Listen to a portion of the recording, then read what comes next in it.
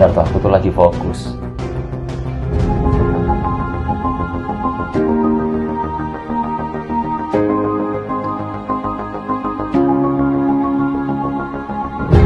Dukungan terhadap anak Presiden Jokowi, Kaisang memang berani ke Depok.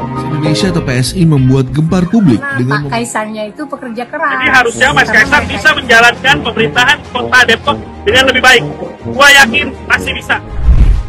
Assalamualaikum warahmatullahi wabarakatuh. Shalom. Om Swastiastu, Namo Buddhaya, salam kebajikan. Saya Kaisang Pangarep. Saya sudah mendapatkan izin dan restu dari keluarga saya. Insya Allah, dengan ini saya siap untuk hadir menjadi Depok pertama. Mohon dukungannya. Merdeka!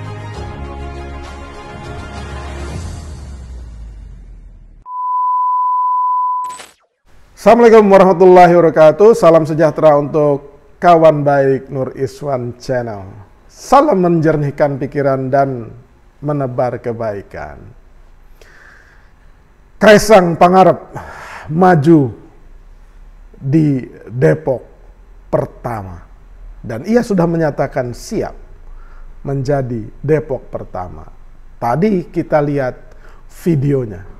Ya, video yang menyatakan bahwa Mas Kaisang sudah mendapatkan izin dan restu dari keluarga untuk masuk ke gelanggang politik.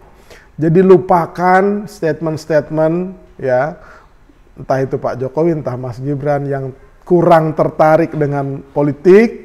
Sekarang pada akhirnya dua anak kandungnya Pak Jokowi, satu menantunya itu masuk ke gelanggang politik. Kita belum bicara benar atau salah ya, tapi yang pasti itu realitanya. Jadi kalau Kaisang maju atau jadi maju menjadi calon wali kota Depok, maka ini menambah daftar ya, daftar orang-orang yang orang tuanya politisi masuk ke gelanggang politik ya. Nah, apakah ini salah atau tidak salah, itu serahkan kepada masyarakat untuk menilainya. Yang pasti sekarang itu terjadi ya, bahwa dalam politik ada suami istri maju kepala daerah, ada suami istri anggota DPR, ada orang tua bapak atau ibunya DPR, kemudian anaknya juga DPR ya. Ada anaknya atau kemudian ada yang di dalam satu keluarga itu menjadi kepala daerah bergantian gitu. Nah, itulah realitas demokrasi yang terjadi di Indonesia. Ketika reformasi ya, dulu ya semboyannya itu kan ada KKN tuh, korupsi, kolusi, nepotisme. Begitu banyak sekali, bahkan mayoritas masyarakat itu amat sangat benci terhadap Pak Harto karena sikap nepotismenya itu yang terlalu memberi peluang besar kepada anak-anaknya ya, maupun kepada lingkar-lingkar dekatnya. Nah, setelah sekian puluh tahun reformasi, apa yang terjadi? Masyarakat biarkan menilai sendiri bahwa itu yang terjadi. Nah, di dalam sektor politik, ketika Mbak Tutut Hardianti Rukmana itu digadang-gadang ya, dan masuk gelanggang politik di Golkar gitu, anak-anak Pak Harto itu aktif di Golkar, ya mayoritas orang tuh mencibir gitu ya. Makanya secara satir ya, secara satir ketika menyaksikan begitu banyak anak atau istri atau suami masuk gelanggang politik, Cak Nun, budayawan kondang dan terkenal di tanah air, ia mengatakan bahwa dalam salah satu puisinya dengan satir, kita itu membenci Soeharto, tetapi diam-diam itu kita memimpikan diri untuk menjadi Soeharto gitu. Jadi kalau dulu kita benci Soeharto karena terlalu membiarkan anak-anaknya berkiprah dunia politik, kira-kira tafsirannya ternyata diam-diam ya kita semua itu ingin jadi Soeharto kecil yang juga membuka peluang anak-anaknya untuk berkiprah di dunia politik. Lagi-lagi saya hanya ingin mengatakan ini bukan soal salah atau tidak salah, tapi mungkin ya di sebagian kalangan masyarakat yang memegang teguh fatsun atau etika atau akhlak politik, kira-kira ada juga. Kan ini majunya Kaesang itu kan ada keterbelahan di masyarakat. Ada yang menyambut baik dengan gegap gempita, misalkan PSI, bahkan memasang baliho-balihonya, bahkan dia didorong-dorong juga oleh PSI untuk maju, ya kan? Atau sebagian masyarakat di lapangan itu ya memang mengharap dan mendukung Mas Kaesang ini maju. Tetapi ada juga masyarakat yang enek gitu loh, enek atau seneb atau kecewa gitu, sebel gitu, marah. Kenapa sih Pak Jokowi membiarkan, tidak melarang Mas Kaesang maju? Atau bukan Pak Jokowinya, tapi Mas Kaesang sendiri, kenapa ia tidak mengerti batas agar ia tidak maju? Ia justru akan jauh lebih baik misalkan berkiprah di dunia bisnis dan membesarkan usahanya. Toh sudah ada 2 kakaknya yang berada di lingkar politik. Nah ini kata orang yang kritis ketika majunya Kaesang. Sikap Pak Jokowi sendiri jelas. Ia mengatakan bahwa Kaesang itu sudah jadi makhluk dewasa, sudah berkeluarga, dan ketika itu terjadi, kalau ia minta saran, kita bilang saran. Ya kan, kita berikan masukan. Tapi kalau ia tidak meminta saran, ya ia akan diam aja.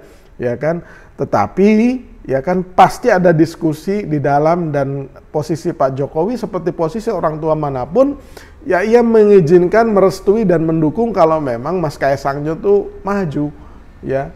Tetapi orang yang mencibir itu akan mengatakan, apakah ini bukan aji mumpung terhadap kekuasaan, mumpung sedang berkuasa, ya kan, anak-anaknya di placement di dunia politik semua itu. Karena kalau sudah tidak berkuasa, kan sulit untuk menggerakkan. Tetapi masyarakat seems likely juga ada ini yang mendukung begitu. Nah karena ini di alam demokrasi, kalau kiai jadi anaknya jadi kiai ya kan biasa, ya kan. Orang tuanya dokter, anaknya jadi dokter ya biasa. Orang tuanya guru, anaknya jadi guru. Ya, kalau orang tuanya politisi, anaknya jadi politisi, apa salahnya? Nggak ada yang salah. Tetapi karena ini di ruang publik, ia akan menjadi pejabat-pejabat publik, maka konflik of interest itu kadang-kadang sering terjadi. Gitu.